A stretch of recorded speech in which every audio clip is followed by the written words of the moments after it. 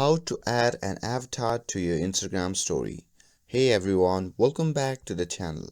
So if you want to personalize your Instagram stories with fun avatar or memojis of yourself, in this video I'll show you how to do it. So without further ado, let's get started. So first, open the Instagram and make sure that you're logged into your account. Now swipe right to access your story camera. Now you can take a quick photo or record a video, whichever you prefer. And now after that, simply tap on the sticker icon, the little smiley face at the top right.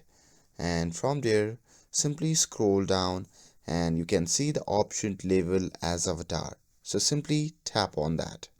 So if you already have an avatar set up, you'll see different version of it, smiling, waving or making funny expression. So here you can choose different avatar expression and poses. You can even resize it to make it big or small. And you can move it anywhere on your story.